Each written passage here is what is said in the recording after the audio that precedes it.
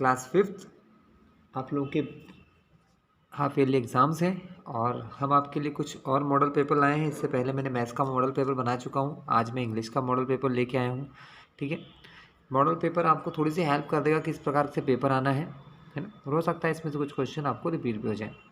ठीक है, तो आपको पहले 10 क्वेश्चन आएंगे। 10 क्वेश्चन कैसे होंगे? MCQ बेस्ड होंगे, मतलब जिनके अंदर आपको ऑप्शंस हो, है ना। तो ये सब ऑप्शन वाले 10 क्वेश्चन है, जिसमें से हमने 3 क्वेश्चन मैच द फॉलोइंग लिए हैं, 3 हमारे फिल इन द ब्लैंक्स लिए हैं और कुछ चूज़ द करेक्ट ऑप्शंस लिए हैं। ठीक है, तो स्टार्ट करते हैं। आपकी बुक के सिलेबस का है ये। सबसे पहले मैच द फॉलोइंग में ये मीनिंग्स है। जैसे लेज़ी, लेज़ी कौन होता है? जो काम नहीं करना चाहता, यानी अनविलिंग टू वर्क, जो काम नहीं करना चाहता है। तो इसका आंसर होगा हमारा A1, ये पहले का आंसर है। ओके, अनविलिंग टू वर्क, थोड़ा सा जूम कर दिया मैंने। फिर है स्वार्म। स्वार्म एक्चुअली 20 के ग्रुप को कहते हैं बच्चों, तो ये ग्रुप ऑफ 20 हो गया।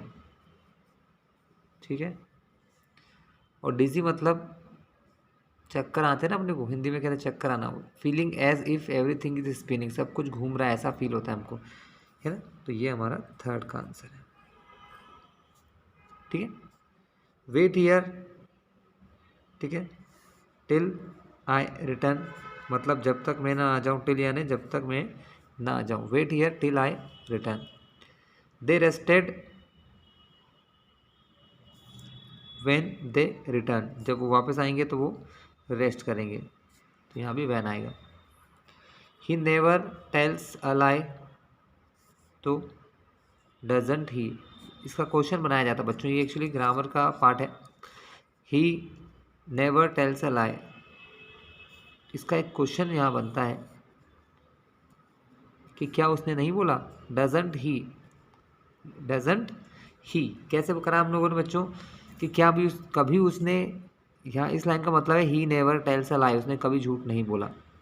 तो ये जो पार्ट इतना सा है ना, इसको ये कहता है क्या उसने कभी नहीं बोला।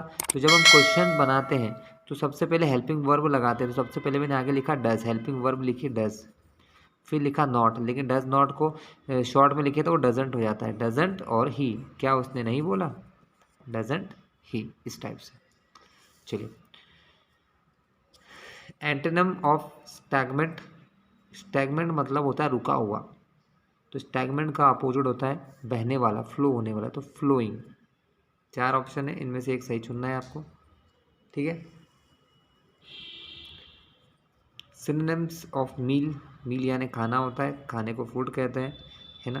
तो हमारा आंसर हो गया food. The book is dash on the table, the book is on the table. ठीक है, बुक टेबल के ऊपर है। ठीक है,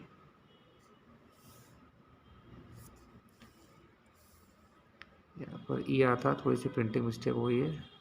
तेनाली डैश स्वामी मिस्टेक, तेनाली इग्नोर्ड, तेनाली जो है वो स्वामी की मिस्टेक को इग्नोर करते थे, इग्नोर्ड छोड़ देते थे। ठीक है, तो ये हमारे 10 मार्क्स के क्वेश्चन हो गए बच्चों, MCQ, fill in the blanks और मैच द कॉलम के फॉर्म में। अब हमको देखना है आंसर्स। हम अब जो क्वेश्चन आगे पढ़ने वाले हैं, हर क्वेश्चन का 3 मार्क्स है। ठीक है, तो पहला है why did the last angel flew away with the throne, last angel जो थी वो थ्रोन से दूर क्यों चली गई। चलिए, अब इसके क्वेश्चन आंसर मैं आपको एक हेल्प करके मदद से बताता हूँ। तो बच्चों इसका आंसर देखते हैं। Why did the last angel flew away, last angel जो है फ्लू अवे मतलब दूर क्यों उड़ के चली गई थ्रोन से। The last angel flew away with the throne because Raja Bhoj told her that he was not worthy of sitting on the throne of Vikramaditya. कि भैया राजा भोज ने क्या कहा कि वो इतने वर्थी मतलब इतने अच्छे नहीं हैं, या इतने समझदार कह सकते हो बच्चों, या ऐसा कह सकते हो कि वो इतने इस लायक नहीं है कि वो इस पर बैठ सके। ठीक है, नेक्स्ट क्वेश्चन देखते हैं। What did Vinoba do for the old and lonely, Vinoba ji ने ओल्ड और लोनली लोगों के लिए क्या किया था। सो बच्चों ये लेसन नंबर 12 का आंसर है। और फिर से क्वेश्चन पढ़वा दूँ, what did Vinoba Bhave do for the old and lonely. Vinoba Bhave जी ने ओल्ड और लोनली लोगों के लिए क्या किया। तो Vinoba Bhave offered his service to the old and lonely, उन्होंने अपनी सारी लाइफ अपनी सर्विस जो है लोनली और ओल्ड लोगों के लिए दी। He himself fed and nursed them, मतलब उन्होंने उनको खाना खिलाया, उनके लिए नर्स्ड मतलब उनकी सेवा करी, नर्स्ड यानी मतलब उनकी सेवा करना। He used to arrange their beds also, उन्होंने उनके लिए बेड्स मतलब रहने सोने की व्यवस्था भी की थी। ठीक है, अगला क्वेश्चन है, why is banyan called comfortable and hospitable. Banyan tree को कंफर्टेबल और हॉस्पिटेबल क्यों कहते हैं। सो क्वेश्चन फिर से आ गया है, why the banyan is called the comfortable and hospitable. इसका आंसर है, the banyan is called comfortable because it is always cool, क्योंकि उसके नीचे हमेशा कूल ठंडा रहता है, डार्क यानी अंधेरा रहता है, एंड शेडी मतलब छाया रहती है।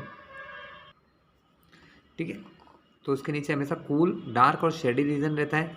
बेनेथ दिस ट्री, इस ट्री के नीचे हमेशा कूल डार्क और शेडी स्पेस रहता है।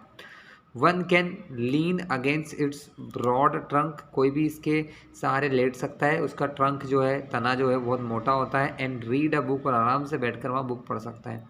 And nobody will trouble you, और आपको कोई परेशान नहीं करेगा। For you will be completely hidden by the broad shining leaf. ठीक है, और आप पूरी तरीके से ढक भी जा सकते हो, ढके जा सकते हो उसके जो बड़ी बड़ी जो पत्तियां होती हैं उनके सहारे से। यू कम्प्लीटली हिडन यानी छुप जाते हो by the broad shining leaf, जो उसकी पत्तियां होती हैं उनसे।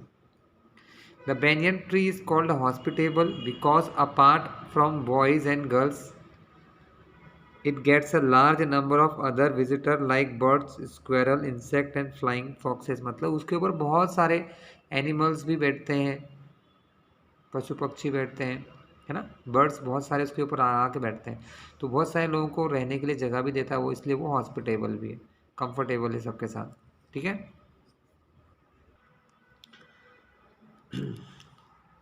What do you understand? What do you understand by reverse thirsty. बच्चों एक पोयम है, उसके अंदर एक क्वेश्चन है, रिवर्स थर्स्टी है, इस लाइन का क्या मतलब है। रिवर्स लाइन नहीं है, छोटे से दो शब्द हैं, रिवर्स थर्स्टी का क्या मतलब है। सो स्टूडेंट इसका आंसर देखिए, by rivers thirsty we mean that, हमारा मतलब है the rivers are dry, rivers जो है नदियाँ जो है वो ड्राई है, सूखी हैं, ड्यू टू स्कॉर्चिंग हीट, क्योंकि जो बहुत तेज़ धूप पड़ती है बच्चों उसकी वजह से उसका सारा पानी भाप बन के उड़ जाता है। ठीक है, ऑफ द समर सीज़न, तो समर सीज़न की वजह से जो बहुत ज़्यादा गर्मी होती है उससे सारे रिवर का पानी उड़ चुका है, तो वो रिवर्स ड्राई हो गई हैं, इसलिए उनको कहते हैं रिवर्स थर्स्टी, यानी रिवर्स प्यासी है पानी के लिए। ठीक है, ऑलराइट। नेक्स्ट क्वेश्चन है, who did the ghost turn out to be. Lesson 7 का क्वेश्चन है ना, आपने पढ़ा होगा। अगर आप लोगों ने बच्चों ये वीडियोस नहीं देखे तो हमारे चैनल पे हर एक चीज़ का वीडियो आपको मिलेगा, आप आराम से सारी चीज़ें पढ़ सकते हैं। तो who did the ghost turn out to be, तो आंसर है the ghost turned out to be a greedy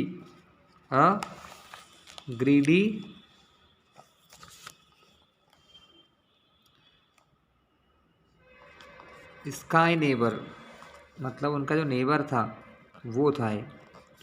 who had plotted to frightened, who had plotted to frightened the buyers and encroaches the property, मतलब वो लोग जो है property खरीदना चाहते थे, देखने आते थे, उनको डराता था वो, जिससे हो सकता है वो इस प्रॉपर्टी को सस्ते दाम पर खरीद लें। ठीक क्लास, चलिए बच्चों नेक्स्ट क्वेश्चन है आपका, what kind of family represent heaven, किस प्रकार की फैमिली हेवन को रिप्रेजेंट करती है, यानी स्वर्ग को बताती है। कौन से परिवार ऐसे हैं जिनको देखकर लगता है कि स्वर्ग है ना।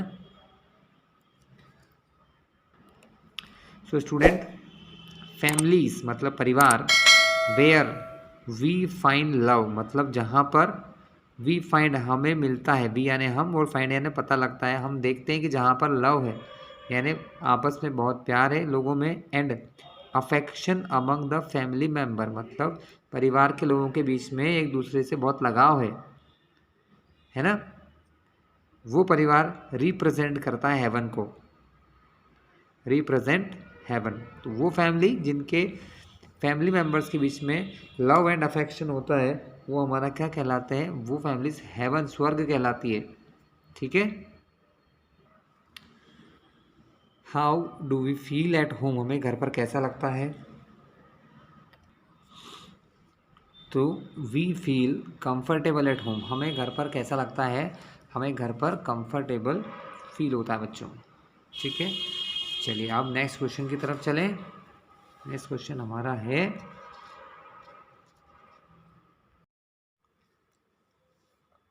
Right a notice about a drawing competition, मतलब आपको नोटिस लिखना है किसके लिए, कि आपके स्कूल में एक ड्राइंग का कंपटीशन हो रहा हो।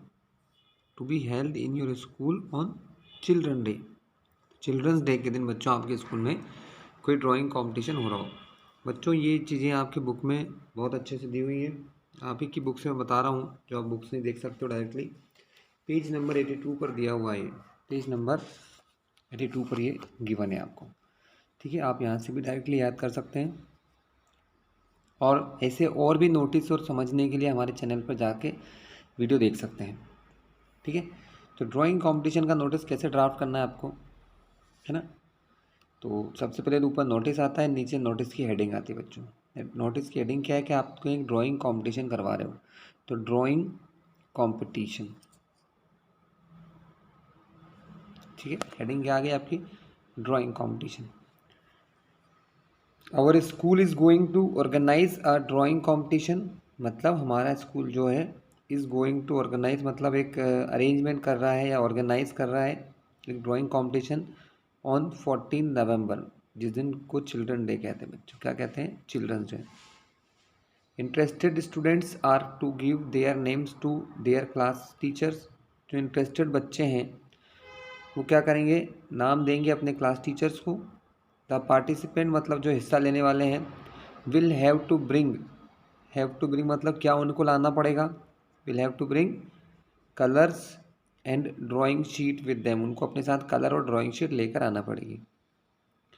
अब ये कब डाला है, तो ये डाला है डेट 8 नवंबर। अब यहाँ ये बुक बहुत पुरानी छपी हुई है, तो 2008 लिखा है, यहाँ पर आप 2020-22 जो भी डालना चाहो डाल सकते हो। ठीक है, 2022-24 ऐसे। किसने लिखा है ये स्कूल के हेडमास्टर जी ने लिखा है, तो ये हेडमास्टर सर। ठीक है, इजी है, फिर से समझ लो। Our school is going to organise a drawing competition, हमारा स्कूल एक ड्राइंग कॉम्पिटिशन कर रहा है, कब, ऑन 14 नवंबर, चिल्ड्रन डे के दिन। Interested students are to give their names to their class teacher, interested student अपने नाम किसको देंगे, क्लास टीचर्स को देंगे। The participants will have to bring colours, participant क्या लाएंगे, कलर्स और ड्राइंग शीट अपने साथ लेके आएंगे। क्लियर है बच्चों। चलिए नेक्स्ट देखते हैं हम लोग क्या है अगला क्वेश्चन हमारा,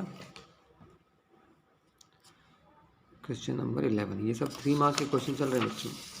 तो क्वेश्चन नंबर अपन चलते हैं 12 की ओर। 12 में आपको 2 चीज़ें मिलेंगी,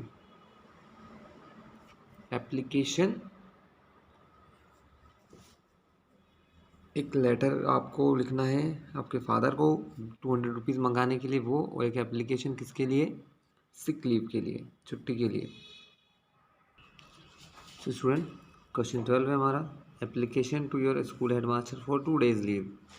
ठीक है, तो एक एप्लीकेशन का फॉर्मेट दिखा रहा हूँ मैं आपको, बहुत इजी और छोटा सा है आपके लिए। ठीक है,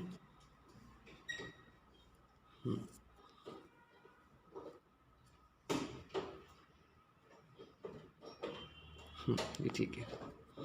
सबसे पहले यहाँ पर लिखते हैं द प्रिंसिपल या टू द प्रिंसिपल, यहाँ लिखा आपने टू, फिर द प्रिंसिपल, है ना। हेडमास्टर की जगह प्रिंसिपल भी लिख सकते हैं, हेडमास्टर भी लिख सकते हो आप लोग, स्कूल का नाम लिख सकते हैं अपना, कि जो भी नाम हो, यहाँ लिखा है डेली डे अकेडमी। ठीक है, स्कीम नंबर 114 इंदौर MP, है ना, इंदौर का है, तो यहाँ पर इसका एड्रेस डला है।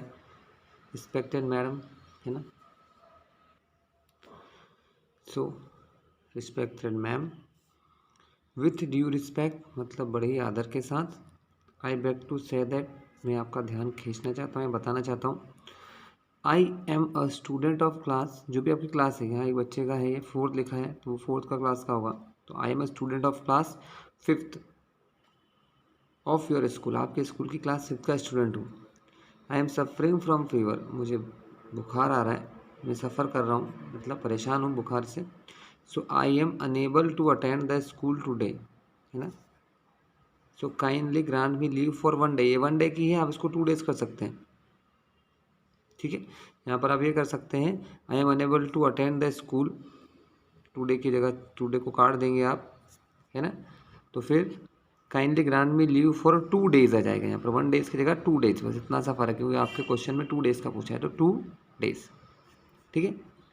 इसके बाद आप उनको थैंक कहेंगे, धन्यवाद देंगे, thanking you ma'am your obediently, फिर आपका नाम यहाँ लिख देना, नाम और आपकी डेट आ जाएगी, जो भी आपका नाम हो, ठीक है। यहाँ एक बच्चे का नाम प्रीतम है, प्रीतम मजूमदार, उसने आज की डेट डाली है 29/7 की, ठीक है। तो आप यहाँ डेट डाल सकते हैं, बहुत ईजी सा है बच्चों, कुछ खास प्रॉब्लम नहीं आएगी आपको। खैर एप्लीकेशन तो आप लोग पढ़ते आ रहे हैं, इसके अलावा हमारे चैनल पर बहुत सारे एप्लीकेशन डले हुए हैं बच्चों।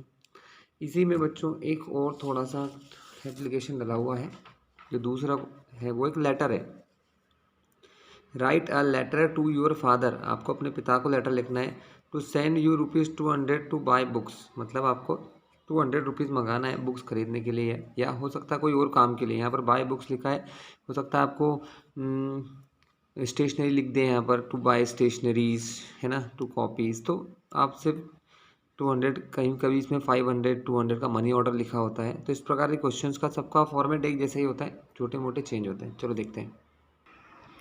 तो स्टूडेंट ये उससे मिलता जुलता एक पार्ट है, write a letter to your father to send you ₹500 by money order, है। तो यहाँ पर आप क्या लिखेंगे, सबसे पहले आप एड्रेस लिखेंगे 106 सिविल वार्ड विश्वास बॉयज़ हॉस्टल, आप जहाँ रहते हो वहाँ का, आप किसी हॉस्टल में रहते हो सपोज विश्वास बॉयज़ हॉस्टल, है ना, आपने लिख दिया यहाँ पर। फिर आप जहाँ भी रहते हो, आप इसमें लिखा है दमोह MP, आप इंदौर लिख सकते हो, भोपाल, जहाँ भी आप रहते हो। फिर माई डियर फादर, अपने पिता को लिख रहे हो, मेरे प्यारे पिता, my dear father, I am well here, मैं यहाँ पर ठीक हूँ, and hope you all are well at home, और आप सब भी घर पर ठीक होंगे। I have received no letter from home since I came here after winter vacation, मतलब मुझे कोई भी लेटर रिसीव नहीं हुआ है घर से, है ना, जब से मैं आया हूँ विंटर वेकेशन के बाद से। दिस मेक्स मी वरिड, ये मुझे चिंतित करता है। Please ask mummy to write me a letter, कृपया करके मम्मी को बोलिएगा कि वो मुझे एक लेटर लिख दें। Today the principal has put up a notice that the school fees is to be paid by 31 January 2018। Moreover, I also urgently need few books to prepare FET my annual examination, मुझे कुछ books की भी ज़रूरत है, ठीक है। तो hence I am need of ₹500 की जगह आप बच्चों यहाँ 200 लिख लेना, क्योंकि क्वेश्चन में 200 दिया रहता है, तो है ना, 200 या 500 एज अर्ली एज पॉसिबल, आप मुझे जितना जल्दी भेज सके प्लीज़ भेज दें। Hope you will send me the money without delay by money order, आप मुझे मनी ऑर्डर से ये चीज़ जल्दी से जल्दी भेज देंगे, ठीक है। तो ये आपका मेन पार्ट है बच्चों, है ना। ये लाइन आप चाहें तो हटा भी सकते हैं, today the principal has put the notice that the school fees is to be paid by 31 December 2018, इस लाइन को आप काट दीजिए, हमें ज़रूरत नहीं इस लाइन की, उसको हटा देते हैं, क्योंकि हमको सिर्फ बुक्स के लिए चाहिए, है ना। तो आप यहाँ से लिखेंगे, ऑल्सो को भी काट दो। I urgently need few books to prepare for my annual examination, तो hence I am in need of ₹200 as early as possible, जितना जल्दी आप मुझे पहुंचा सको। Hope you will send me the money without delay by money order, आशा करता हूँ कि आप मुझे बिना डिले किए ये मुझे भेज दीजिएगा। Please pay my respect to dear mummy and didi your loving son, आपका नाम जो भी हो, ठीक है। और कृपया करके रिस्पेक्ट मेरी तरफ से, मतलब इंग्लिश में ही लेवन कहते हैं ना, प्रणाम कहते हैं बच्चों हिंदी में, मेरा प्रणाम कहना, वैसे respect to dear mummy, mummy को मेरा आदर सम्मान देना, दीदी को। ठीक है, तो बच्चों ये हमारा एक और लेटर था जिसमें कुछ एक्स्ट्रा था, मैंने हटा दिया है ना। आप यहाँ से यहाँ तक पढ़ें, फिर ये आई अर्जेंटली नीड से लेकर लास्ट तक पढ़ लें। नीचे आपकी डेट डाल दें, जो भी आपकी डेट है। ठीक है, चलिए नेक्स्ट क्वेश्चन पे चलते हैं। आपको 6 लाइन्स लिखना है पोएम के, कोई भी पोएम की 6 लाइनें बच्चों। ये क्वेश्चन तो आपके लिए बताने से कोई मीनिंग नहीं निकलता है, आप अपनी बुक की कोई भी 6 लाइन लिख के याद कर लीजिएगा। ओके, कोई भी 6 लाइन लिख के लर्न कर लेना। फिर भी मैं आपको कुछ लाइनें पढ़वा देता हूँ बच्चों। ये एक मॉनसून नाम का चैप्टर आपके इसमें है ना, इसकी कुछ लाइन्स हम पढ़वा लेते हैं। The sun is shining oh so hard, the land has dried it's so parched, the fields are hungry, rivers thirsty, oh rain rain come our way. Rain, rain is on her way, feathers spread, the peacocks sway, the clouds are dark, hark the lark, rain, rain, she's on her way। Clear है बच्चों? तो ये lines आपको लिखना है, याद करके लिख दीजिएगा, है ना। तो बच्चों अब इसके बाद क्वेश्चन है ऐसे इसके बारे में। राइट एन ऐसे on any one of the following topic, किसी एक टॉपिक पर ऐसे लिखना है। Any great leader, festival, my school. तो ये एक ऐसे मैंने रखा है आपके लिए ग्रेट लीडर के ऊपर, है ना। Your favourite leader, any great leader, है ना, इसके ऊपर बनता है ये। थोड़ा जूम कर रहा हूँ मैं जिससे कि आपको थोड़े से लेटर बड़े दिखाई दे। हाँ ये फिट है। तो इंट्रोडक्शन है, इंट्रोडक्शन मतलब किसके बारे में ये पता चल जाएगा हमको यहाँ से। तो ये है मोहनदास करमचंद गांधी, मतलब महात्मा गांधी जी के बारे में। Mohandas Karamchand Gandhi is known as, उनको जाना जाता है एज अ महात्मा गांधी और Gandhi ji. He was the father of nation, वो हमारे देश के, भारत के फादर माने जाते हैं, मतलब फादर ऑफ नेशन, उन्होंने राष्ट्रपिता का खिताब दिया है। फादर ऑफ नेशन का मतलब उनको बहुत बड़ी पदवी दी है ना, बहुत अच्छा सम्मान दिया है। He was a great leader of India, वो भारत के बहुत ही अच्छे नेता हैं थे, सॉरी। हीज अर्ली लाइफ, उनका अर्ली लाइफ कैसा था। He was born on October 2, 1869, वो जन्म हुआ था 1869 को। कहाँ पर, एट पोरबंदर इन गुजरात। हिज मदर पुतली बाई, उनकी माता का नाम पुतली बाई था। Was pause an ideal lady, बहुत ही आइडियल लेडी थी वो। ठीक है। एजुकेशन, उनका एजुकेशन कैसा रहा। He was sent to school when he was 7 year old, उनको कहाँ भेज दिया गया था, स्कूल भेज दिया गया था जब वो 7 साल के थे। He was an average student, कोई बहुत अच्छे स्टूडेंट नहीं थे, एवरेज बच्चे थे पढ़ने में। आफ्टर पासिंग मैट्रिकुलेशन, उस समय पे बच्चों मैट्रिकुलेशन के एग्ज़ाम होते थे, मैट्रिक कहते थे इसको। ही वेंट टू इंग्लैंड, उनको इंग्लैंड भेजा गया to study law and become a barrister, मतलब कानून की पढ़ाई करने के लिए। लॉ यानी होता है कानून की पढ़ाई, जैसे वकील बनते हैं ना बच्चों आज, वैसे स्टडी लॉ, लॉ स्टडी करने के लिए, जिससे वो एक बैरिस्टर बन जाए, मतलब वकील बन जाए। He started practice of law at Bombay, उन्होंने मुंबई शहर में लॉ की प्रैक्टिस करना चालू कर दी अपने देश में।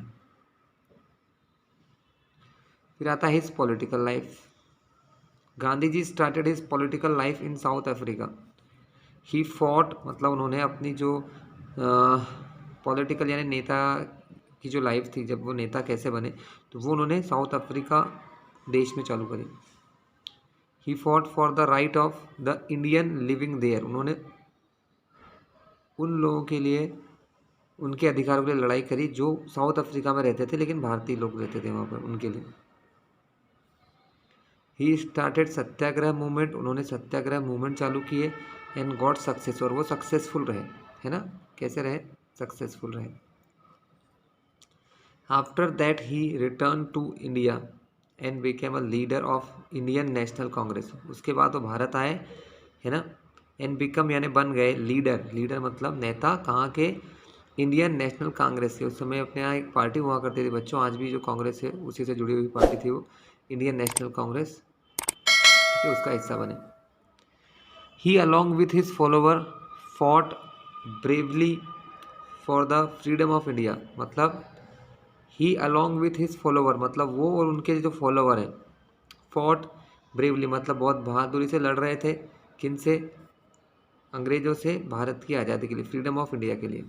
ही used the never failing weapon मतलब उन्होंने ऐसा ऐसा हथियार लिखा जो कभी फेल नहीं हो सकता है, और उस हथियार का नाम है ट्रुथ एंड अहिंसा। ऐसा हथियार जिसको ट्रुथ और अहिंसा कहते हैं, मतलब सत्य और अहिंसा, सुना होगा आपने, ट्रुथ यानी सत्य और अहिंसा। ही स्टार्टेड मेनी मूवमेंट, उन्होंने बहुत सारे मूवमेंट चलाए। मूवमेंट मतलब होते बच्चों आंदोलन, जिसमें बहुत सारे लोग एक साथ इकट्ठे होकर किसी के खिलाफ या मोर्चा खोल देते हैं। In the and he started the famous quit India movement, सबसे आखिर में उन्होंने एक भारत छोड़ो आंदोलन चलाया, quit India movement. And India became free on 15 अगस्त 1947, और 1947 को, है ना, 15 अगस्त 1947 को भारत आज़ाद हो गया। चलिए बच्चों, इसके बाद कुछ सोशल रिफॉर्मर का भी काम करा था उन्होंने। Social reformer, Gandhi ji was a great social reformer, वो बहुत अच्छे सोशल रिफॉर्मर भी थे। सोशल रिफॉर्मर मतलब समाज की चीज़ों को, बुराइयों को दूर करने वाला सोशल रिफॉर्मर होता है। जैसे समाज में कोई बुराई है, हमारे आसपास कोई गलत काम होता है, कुछ लोग आवाज़ उठाते हैं, कुछ नहीं भी उठाते हैं। He was deadly against untouchability मतलब उन्होंने अनटचेबिलिटी के खिलाफ, मतलब छुआछूत के खिलाफ बहुत ध्यान दिया उन्होंने। He sacrificed his life for Hindu Muslim unity, वो हमेशा हिंदू मुस्लिम एकता पर ध्यान देते थे। हिज डेथ, उनकी डेथ कैसे हुई? He held prayer meeting at Birla House in Delhi every evening, हर शाम को वहाँ पर प्रेयर के लिए जाते थे। At one such meeting he was shot dead by wicked man named Nathuram Godse on 30 January 1948। ऐसे ही एक शाम को उनको गोली मार दी गई। ठीक है, किस व्यक्ति ने मारी? नाथुराम गॉडसे नाम के व्यक्ति ने उनको गोली मार दी।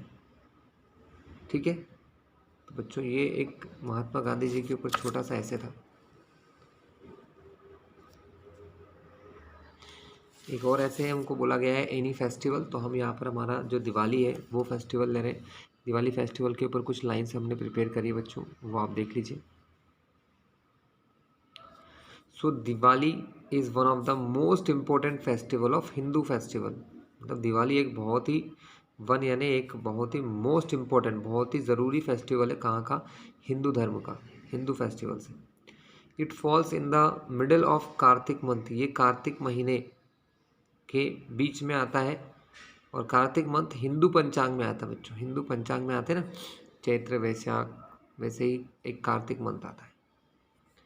The Hindus believe that God Ram return to Ayodhya on this day, मतलब हिंदू लोग क्या मानते हैं कि इस दिन भगवान राम वापस आए थे अयोध्या में, जहाँ पर, और मतलब अयोध्या वापस आए थे आफ्टर डिफीटिंग रावण, रावण को हराकर या रावण को मारकर अपने देश फिर से आए थे, और 14 वर्ष का वनवास खत्म हुआ था उनका।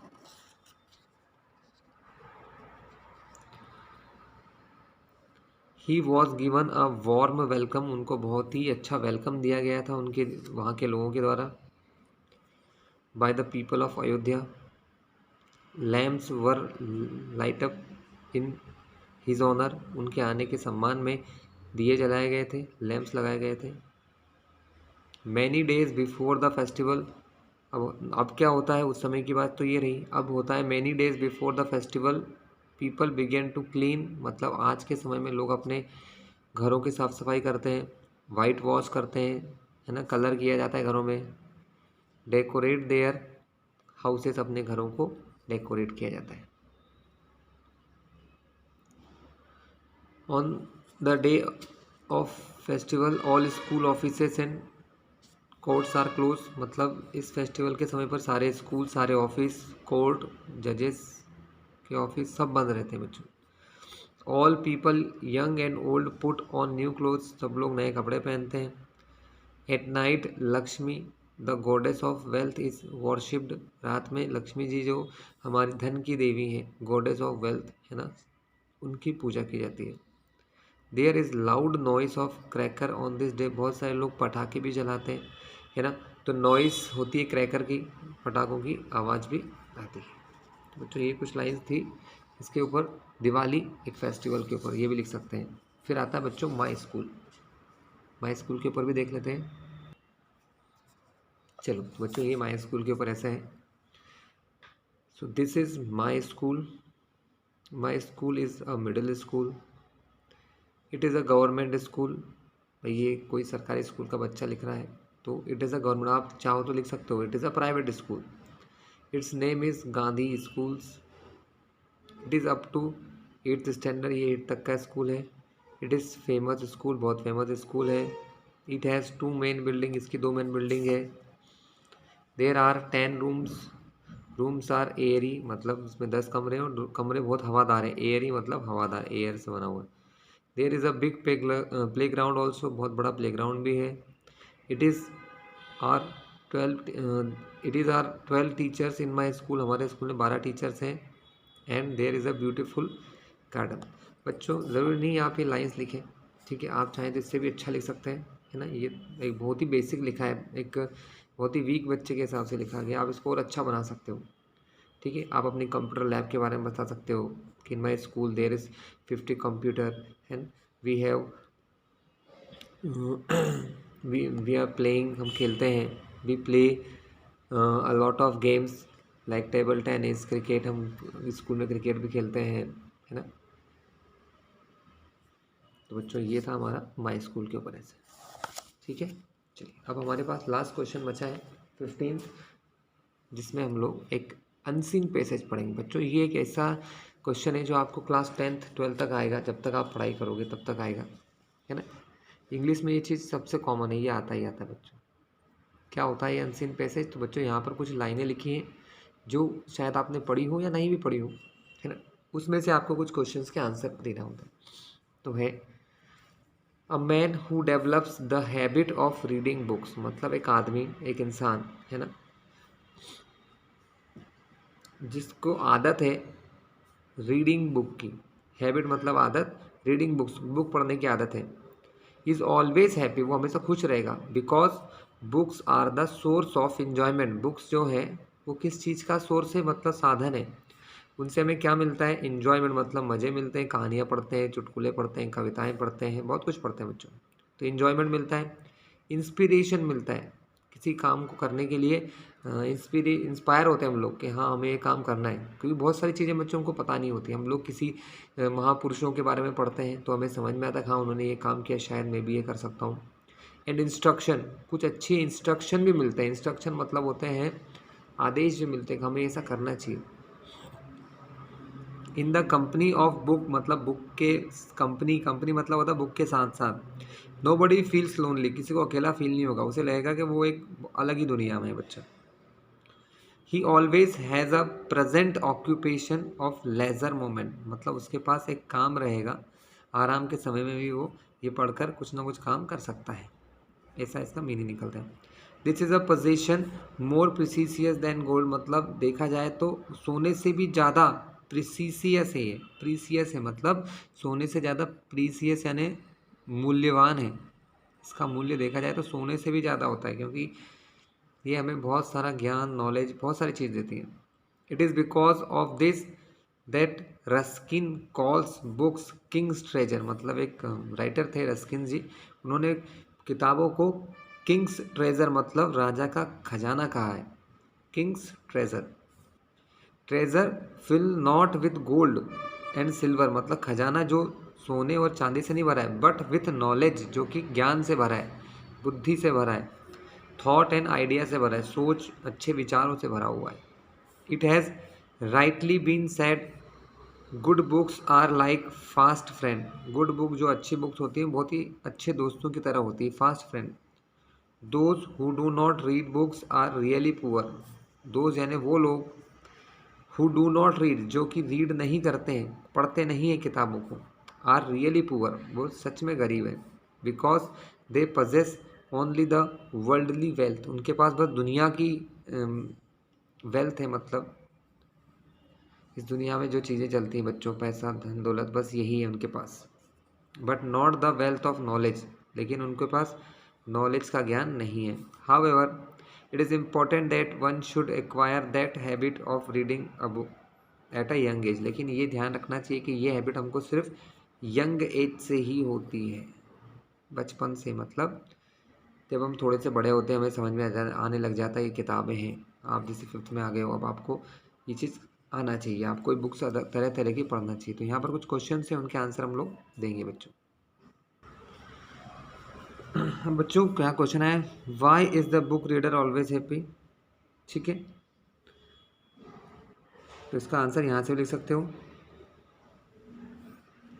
Book reading book is always happy, तो book reader is always happy, यहाँ लिखोगे book reader is always happy because books are the source of enjoyment, inspiration and instruction. बस यहाँ तक हो जाएगा आपका। देखो कहाँ से, बुक रीडर, यहाँ बुक्स लिखा है तो book reader is always happy because books are the source of enjoyment, inspiration and instruction. पहला आंसर यहाँ तक मिल जाएगा आपको। यहाँ से यहाँ बुक्स की जगह बस बुक रीडर कर लेना आप, book reader is always happy. ठीक है, चलो फर्स्ट आंसर तो आपको मिल गया बच्चों, बुक में एज इट इज़। अगला क्वेश्चन है, what is more precious than gold and silver? तो बुक्स इज़, सिर्फ यहाँ पर आपको इतना सा लिखना है, books is more precious than gold and silver, सिर्फ इसकी जगह बुक्स लिख देना, आपका आंसर हो जाएगा। At what age should one acquire the habit of reading? तो हमने क्या पढ़ा था लास्ट में, देखो it is important that one should acquire that habit of reading at the young age. तो आंसर क्या बनेगा, एट वॉट एज? तो at a young age, at a young age should one acquire the habit of reading. At what age की जगह क्या आ जाएगा, eight a young as. फिर यहाँ से सेम मिलेगा, should one acquire the habit of reading. What did Ruskin calls book? Ruskin ने call books को क्या कहा? तो इसका आंसर ऐसा बनता है कि रस्किन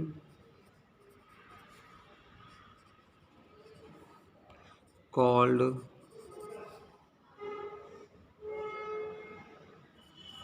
द बुक्स, उसके बाद ये किंग्स ट्रेजर, उन्होंने इसको किंग्स का ट्रेजर कहा था। ठीक है, king's treasure. Give a suitable title to the passage, passage को सूटेबल टाइटल दीजिए। तो यहाँ पर आप टाइटल दे सकते हैं, इंपॉर्टेंस ऑफ बुक्स, बुक्स का importance, importance of book, importance of books. ठीक है बच्चों, तो ये एक छोटा सा प्रयास था आपको ये चीज़ें समझाने का। ठीक है, ऐसे और भी वीडियोस आपको मिलते रहेंगे, तो इस चैनल को सब्सक्राइब कर लेना, जिससे आगे आने वाले सारे वीडियोस आपको बच्चों मिलते रहेंगे।